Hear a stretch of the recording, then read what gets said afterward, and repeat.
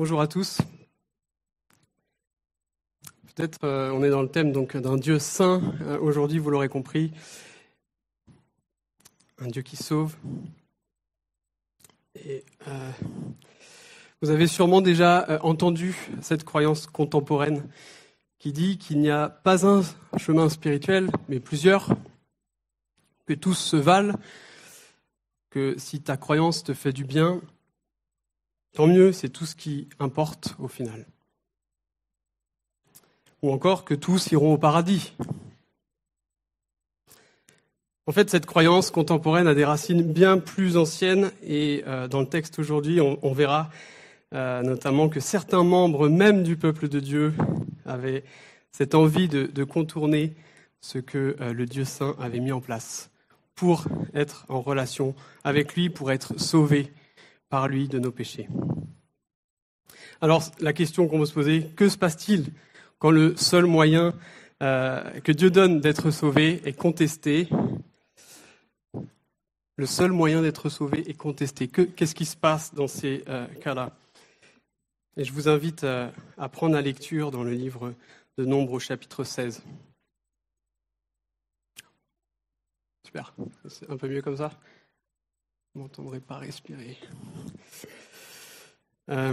Voilà, Nombres chapitre 16. Donc on est avec le peuple d'Israël est dans le désert, près de Kadès.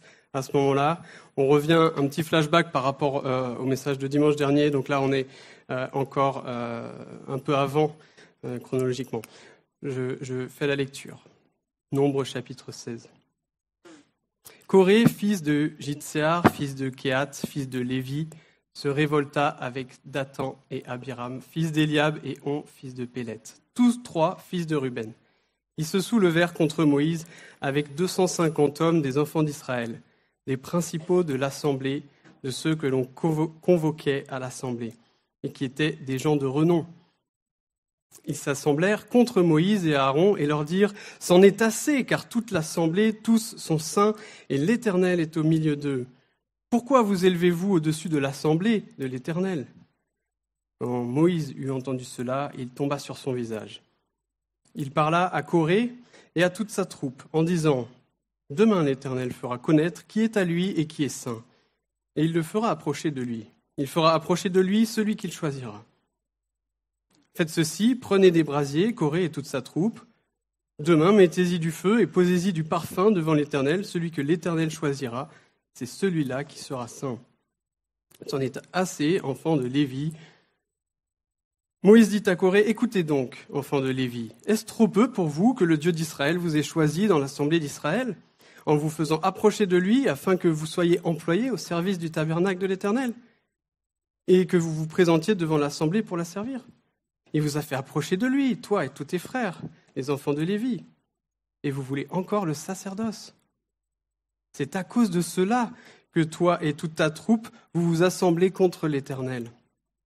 Car qui est Aaron pour que vous murmuriez contre lui? » Moïse envoya appeler Dathan et Abiram, fils d'Éliab, mais ils dirent « Nous ne monterons pas. N'est-ce pas assez que tu nous aies fait sortir d'un pays où coule le lait et le miel pour nous faire mourir au désert, sans que tu continues à dominer sur nous? Et ce n'est pas dans un pays où coule le lait et le miel que tu nous as menés, ce ne sont pas des champs et des vignes que tu nous as donnés en possession. Penses-tu crever les yeux de ces gens? Nous ne monterons pas. » Moïse fut très irrité, et il dit à l'Éternel, « N'aie point égard à leur offrande. Je ne leur ai même pas pris un âne, et je n'ai fait de mal à aucun d'eux. » Moïse dit à Coré, « Toi et toute ta troupe, trouvez-vous demain devant l'Éternel, toi et eux avec Aaron. Prenez chacun votre brasier, mettez-y du parfum, présentez devant l'Éternel chacun votre brasier. Il y aura 250 brasiers. Toi et Aaron, vous prendrez aussi chacun votre brasier. » Ils prirent chacun leur brasier, ils mirent du feu et ils posèrent du parfum. Et ils se tinrent à l'entrée de la tente d'assignation avec Moïse et Aaron. Et Coré convoqua toute l'assemblée contre Moïse et Aaron à l'entrée de la tente d'assignation. Alors, la gloire de l'Éternel apparut à toute l'assemblée. Et l'Éternel parla à Moïse et à Aaron et dit, « Séparez-vous du milieu de cette assemblée et je les consumerai en un seul instant. » Ils tombèrent sur leur visage et dirent « Ô Dieu, Dieu des esprits de toute chair, un seul homme a péché et tu tirais trait contre toute l'assemblée. » L'Éternel parla à Moïse et dit « Parle à l'assemblée et dis « Retirez-vous de toutes parts, loin de la demeure de Corée, de Dathan et d'Abiram. » Moïse se leva et alla vers Dathan et Abiram, et les anciens d'Israël le suivirent. Il parla à l'assemblée et dit « Éloignez-vous des tentes de ces méchants hommes, et ne touchez à rien de ce qui leur appartient, de peur que vous ne périssiez en même temps qu'ils seront punis pour tous leurs péchés. » Ils se retirèrent de toutes parts, loin de la demeure de Corée, de Dathan et d'Abiram. Dathan et Abiram sortirent et se tinrent à l'entrée de leur tente, avec leurs femmes, leurs fils et leurs petits-enfants. Moïse dit « À ceci, vous connaîtrez que l'Éternel m'a envoyé pour faire toutes ces choses et que je n'agis pas de moi-même. Si ces gens meurent comme tous les hommes meurent, s'ils subissent le sort commun à tous les hommes, ce n'est pas l'Éternel qui m'a envoyé. Mais si l'Éternel fait une chose inouïe, si la terre ouvre sa bouche pour les engloutir avec tout ce qui leur appartient et qu'ils descendent vivants dans le séjour des morts, vous saurez alors que ces gens ont méprisé l'Éternel. » Comme il achevait de prononcer toutes ces paroles, la terre qui était sous eux se fendit, la terre ouvrit sa bouche, les engloutit, eux et leurs maisons, avec tous les gens de Corée et tous leurs biens. Ils descendirent, vivants, dans le séjour des morts, eux et tout ce qui leur appartenait. La terre les recouvrit, et ils disparurent du milieu de l'assemblée. Tout Israël qui était autour d'eux s'enfuit à leurs cris, car ils disaient « Fuyons, de peur que la terre ne nous engloutisse. » Un feu sortit d'auprès de l'Éternel et consuma les 250 hommes qui offraient le parfum. On reprendra plus tard la suite de la lecture. Je vous propose de voir dans un premier temps, dans ce récit assez fort en histoire, fort en émotion pour ceux qui sont engloutis surtout. La contestation, premièrement, on va s'attarder sur qu'est-ce qui est contesté ici. Donc le titre vous donne une idée. Mais d'abord, je suis sûr qu'on a tous connu ou rencontré certains chrétiens qui disaient haut et fort qu'ils détenaient la vérité. Vous savez, avec une certaine arrogance. Peut-être même vous avez été dégoûté de ce genre de chrétien et vous vous êtes vraiment dit « je sais pourquoi je ne suis pas chrétien » à ce moment-là. Mais je vous pose la question un peu à l'inverse aussi, sans excuser l'arrogance des chrétiens, est-ce qu'il vous est arrivé d'avoir une si bonne nouvelle que parfois votre émotion vous joue des tours et peut-être les gens vous trouvent un peu piquant ou arrogant? Ça peut nous arriver alors que tout ce qu'on avait, c'était juste la joie de cette assurance, de cette bonne nouvelle. Donc peut-être la question à se poser derrière cette assurance chrétienne, c'est est-ce que c'est vraiment de l'arrogance ou plutôt est-ce qu'il y a quelque chose de solide qui nous donne une joie et qui mérite d'être réfléchi. Et tout d'abord, en fait, on va voir aussi, pour bien comprendre, Claude nous a donné des passages et toute la thématique des sacrificateurs. Il faut bien comprendre ce que c'est qu'un sacrificateur pour comprendre ce passage. Et il y a quelques éléments qu'il faut prendre en compte. D'abord, un sacrificateur fait des sacrifices. Jusque-là, rien de fou. Mais il y avait plusieurs types de sacrifices. Il y avait des sacrifices pour des buts différents. Certains servaient à adorer Dieu, d'autres servaient au pardon des péchés du peuple. Globalement, tous les sacrifices permettaient d'être en relation avec Dieu. Donc, que ce soit pour le pardon des péchés, pour l'adoration, c'est une manière de rester en contact avec Dieu, un Dieu saint, et comment s'approcher d'un Dieu saint quand nous ne sommes pas saints. Mais le sacrificateur avait ce rôle d'apporter les sacrifices et de maintenir la relation entre Dieu et entre les hommes et Dieu de manière harmonieuse. On ne pouvait pas s'approcher de Dieu comme on voulait. C'est Dieu lui-même qui a donné la manière avec toutes les subtilités. Et Dieu lui-même avait établi certains pour apporter ces sacrifices, donc les sacrificateurs. On en est là, et je vous lis en Exode 28, l'Éternel va ordonner à Moïse, fais approcher de toi Aaron, ton frère, et ses fils, et prends-les parmi les enfants d'Israël pour les consacrer à mon service dans le sacerdoce.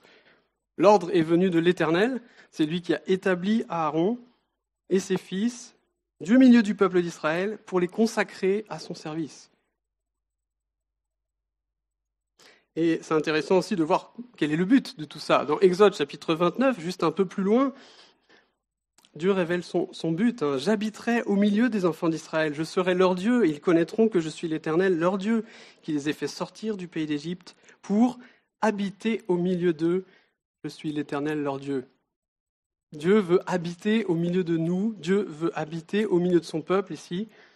C'est son projet initial dès le départ. C'était comme ça, dès Adam et Ève. Et son plan ne s'est pas arrêté. Il aurait pu s'arrêter au premier péché, aux premiers humains ayant péché. Il se dit, ok, mon plan, c'était d'habiter parmi eux, tout était bien, ils ont désobéi, fin de l'histoire. Je les laisse alors désir égocentrique, et étant donné que c'est le Dieu de la vie, je les laisse à la mort. Ils ont choisi la mort, ils n'ont pas choisi d'être en relation avec le Dieu de la vie, donc ils sont morts. Dieu n'a pas fait ça, heureusement pour nous. Ce matin, c'est tout le sujet de nos louanges. Ce matin, Dieu ne s'est pas arrêté à la logique. Là où le péché a abondé, il a fait abonder sa grâce, et on va voir ça. Il a tellement aimé sa créature, il nous a tellement aimés qu'il avait un plan pour rester en relation avec nous, et ça passait par donc les sacrificateurs, les sacrifices notamment. Donc l'objet de la contestation, si on regarde un peu plus précisément, maintenant qu'on comprend l'importance des sacrifices,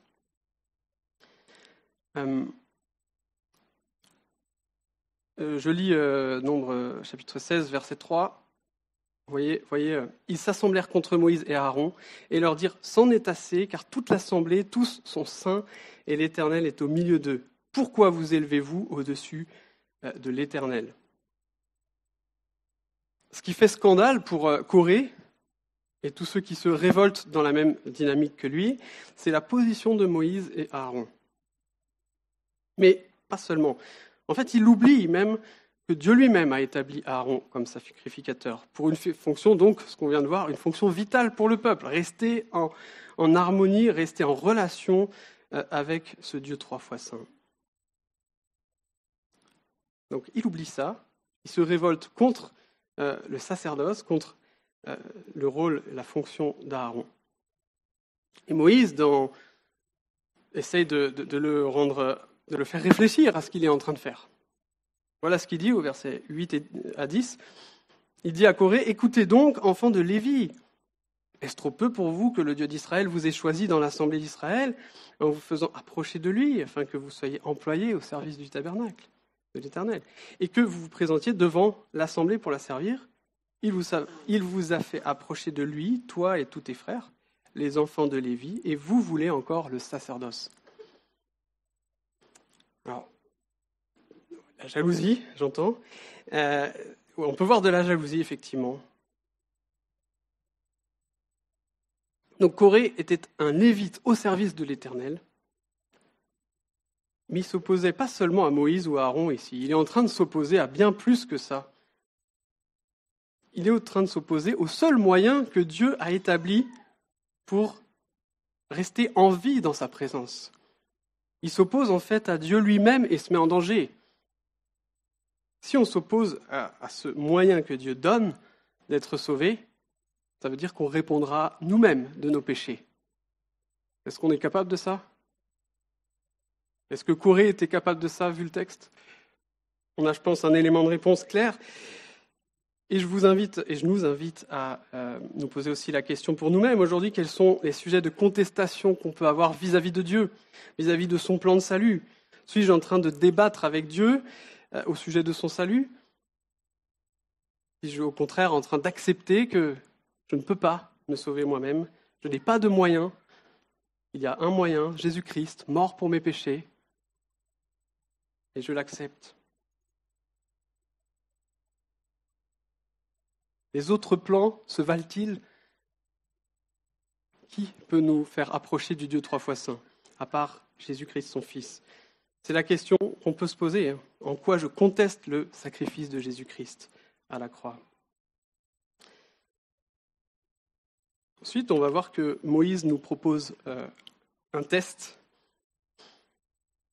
Jusque-là, on voit l'importance des sacrificateurs, mais il y a une contestation contre les sacrificateurs. Et ici, le test mis en place, c'est un peu le test sans sacrificateur. Qu'est-ce que ça va donner ?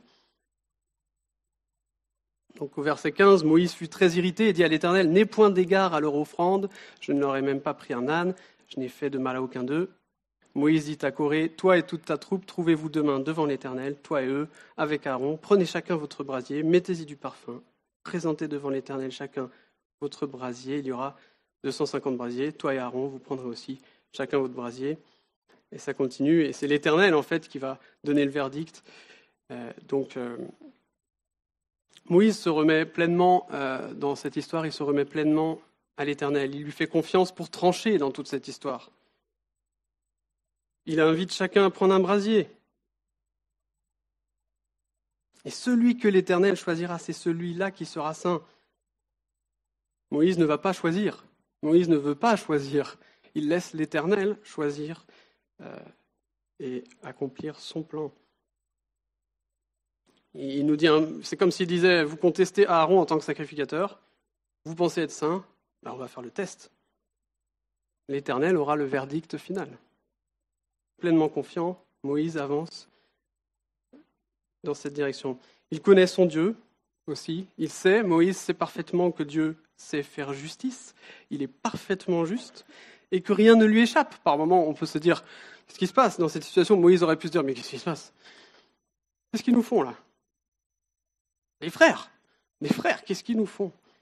Mais il a parfaitement confiance en la justice de l'Éternel en son temps. Ensuite, l'Éternel annonce son jugement et la marche à suivre au sacrificateur. Au verset 19, on voit 19 et 20, la marche à suivre. Séparez-vous, le verset 21, séparez-vous du milieu de cette assemblée, je les consumerai en un seul instant. On voit qu'il y a un danger imminent ici. Ce que j'aime beaucoup aussi, c'est l'attitude que vont avoir Moïse et Aaron au verset 22. Ils tombèrent sur leur visage et dirent, « Ô Dieu, Dieu des esprits de toute chair, un seul homme a péché et tu tirerais trait contre toute l'assemblée. » Qu'est-ce qu'ils font là ? Ils voient la révolte sous leurs yeux, même dirigée contre eux en tant que sacrificateurs. Et plutôt que prier Dieu, fais-moi justice, ils prient pour le peuple. Moi, je trouve que cette attitude est admirable. Au lieu de prendre l'attaque pour eux, personnellement, ils sont plutôt effrayés des conséquences sur tout le peuple que cette révolte va avoir. Donc ils prient. Ils implorent Dieu, le Dieu de grâce, le Dieu d'amour. Ils l'implorent. Et cette prière montre leur cœur lié à leur fonction de sacrificateur. Ils ne font pas juste office de sacrificateur. C'est mon job, j'ai fait mon job. Ils ont le cœur qui va avec, ici, puisqu'ils prient dans le sens du peuple, pourtant qui murmure et qui va encore murmurer contre eux plus tard. Donc ensuite, on voit qu'ils annoncent les sacrificateurs qui sont au courant du jugement et de la marche à suivre vont aussi annoncer au peuple, le peuple va croire et obéir. Dans la suite, c'est les versets 23 à 27 qu'on a lu tout à l'heure. Versets 28 à 35. Donc, le jugement tombe, Corée et toute sa bande engloutie. Et ici, on a le peuple quand même qui est sauvé, malgré la révolte et l'intensité du récit ici, et de la gravité surtout de ce qui se passe. Le peuple est sauvé. Donc Moïse décrit la chose inouïe qui va se passer. Cette chose se passe exactement comme décrite par Moïse. Donc le jugement s'abat, tout Israël est effrayé, et tous ceux qui ont obéi sont sauvés. Ça, c'est une très bonne nouvelle pour nous. Et ça nous amène à notre dernier point, la vie sauve. Et je vous lis les versets 36 à 50. Dans certaines Bibles, c'est directement chapitre 17, selon les découpages. Si vous n'avez pas de verset 36, du coup, c'est chapitre 17. Voilà, c'est ça. L'Éternel parla à Moïse et dit « Dites à Éléazar, fils du sacrificateur Aaron, de retirer de l'incendie les brasiers et d'en répandre au loin le feu, car ils sont sanctifiés. Avec les brasiers de ces gens qui ont péché au péril de leur vie, que l'on fasse des lames étendues dont on couvrira l'autel. Puisqu'ils ont été présentés devant l'Éternel et qu'ils sont sanctifiés, ils serviront de souvenir aux enfants d'Israël. Le sacrificateur Éléazar prit les brasiers d'airain qu'avaient présentés les victimes de l'incendie, et il en fit des lames pour couvrir l'autel. C'est un souvenir pour les enfants d'Israël, afin qu'aucun étranger à la race d'Aaron ne s'approche pour offrir du parfum devant l'Éternel, et ne soit comme Corée et comme sa troupe, selon ce que l'Éternel avait déclaré par Moïse.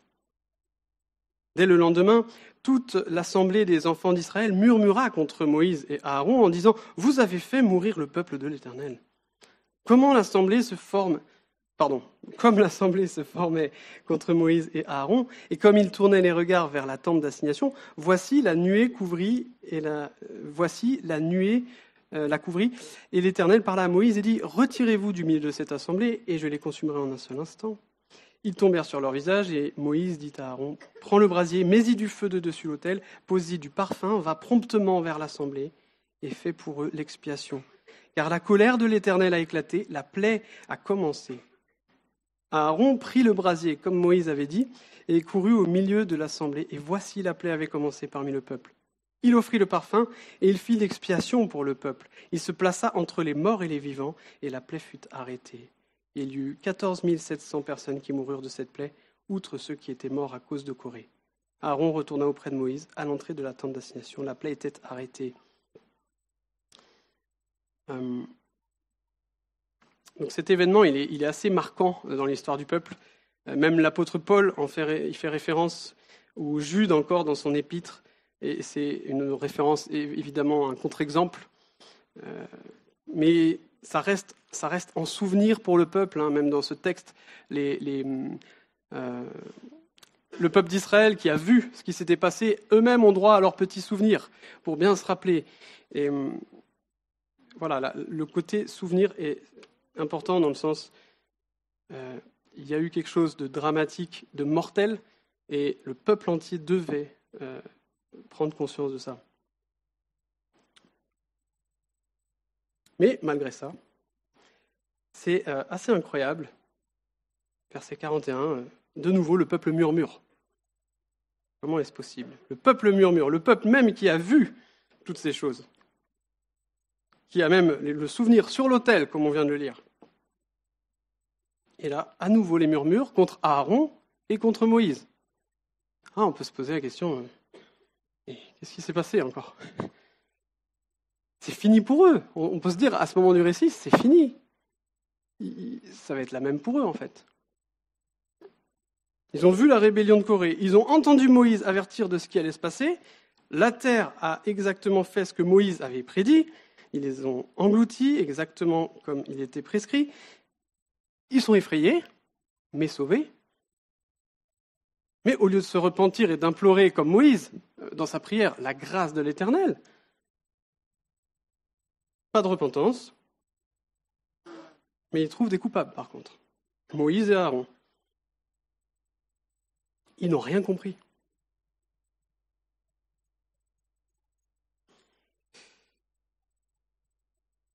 Et ça nous arrive à nous aussi.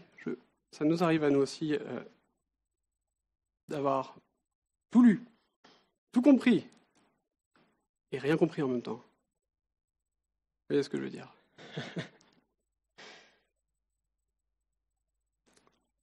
Mais il y a une bonne nouvelle. Là encore, certains vont garder la vie sauve, et on va voir comment. Verset 44. Et l'Éternel parla à Moïse et dit « Retirez-vous du milieu de cette assemblée, je les consumerai en un seul instant. » Ils tombèrent sur leur visage, et Moïse dit à Aaron « Prends le brasier, mets-y du feu de dessus l'autel, pose-y du parfum, va promptement vers l'assemblée, et fais pour eux l'expiation, car la colère de l'Éternel a éclaté, la plaie a commencé. » Aaron prit le brasier, comme Moïse avait dit, et courut au milieu de l'assemblée. Voici, la plaie avait commencé parmi le peuple. il offrit le parfum et il fit l'expiation pour le peuple. Il se plaça entre les morts et les vivants, et la plaie fut arrêtée. Dans ces quelques versets, c'est difficile de ne pas faire un lien avec ce que Jésus va accomplir plusieurs siècles plus tard, ce que Jésus a accompli et ce qu'on a chanté ce matin. Et je vous donne quelques éléments de similitude. Déjà, il est question d'annoncer le jugement. Moïse annonce un jugement à venir à cause de nos péchés. Et à ce sujet, Jésus lui-même annonçait un jugement à venir, la colère qui devait tomber à cause de nos péchés, la colère de Dieu sur nous. Mais Jésus dit, celui qui croit au Fils a la vie éternelle. Celui qui ne croit pas au Fils ne verra point la vie, mais la colère de Dieu demeure sur lui. Évangile selon Jean, chapitre 3. Il y a aussi un deuxième élément, l'intercession, donc la prière de Moïse et Aaron. Qu'est-ce qu'ils font ? Ils plaident pour que le peuple soit pardonné de leur révolte.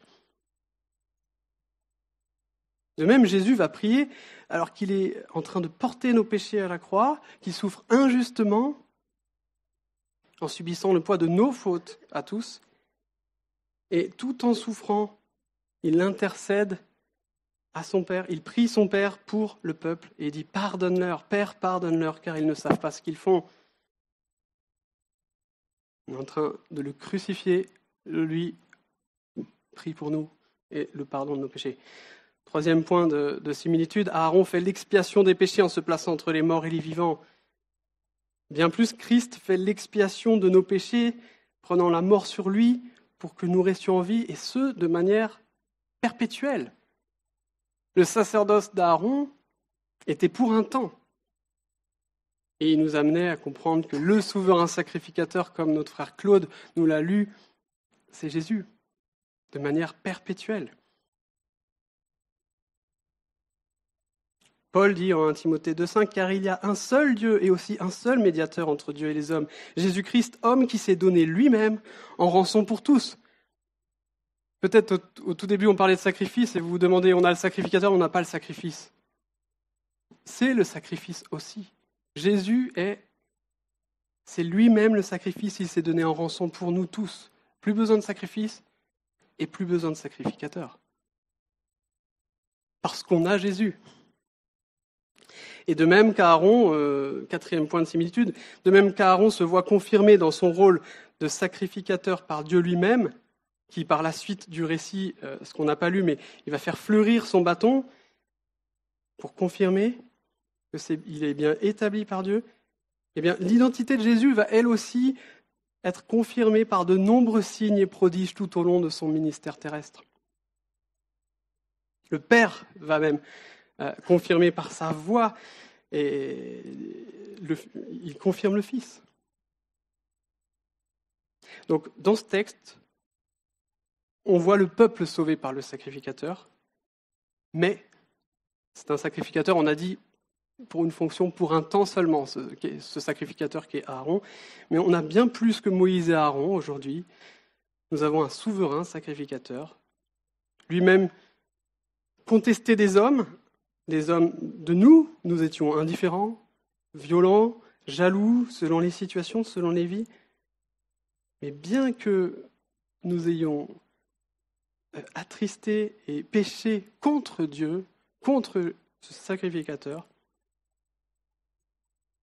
il n'a pas pour autant démissionné de sa mission et il ne nous a pas laissés à notre péché, mais au contraire, il a pris notre péché sur lui. Il s'est mis entre les morts et les vivants. Il est allé jusqu'au bout en se donnant comme sacrifice vivant à cause de nos péchés. Et la juste colère de Dieu, qui devait tomber sur nous à cause de nos fautes, est tombée sur lui. Donc, je termine, et ma prière, c'est qu'on puisse s'approcher de Jésus-Christ, puisque on peut s'approcher de Dieu par Jésus-Christ, en fait. Approchons-nous donc avec assurance du trône de la grâce, afin d'obtenir miséricorde et de trouver grâce pour être secourus dans nos besoins. En hébreu, c'était la suite du verset lu par Claude tout à l'heure.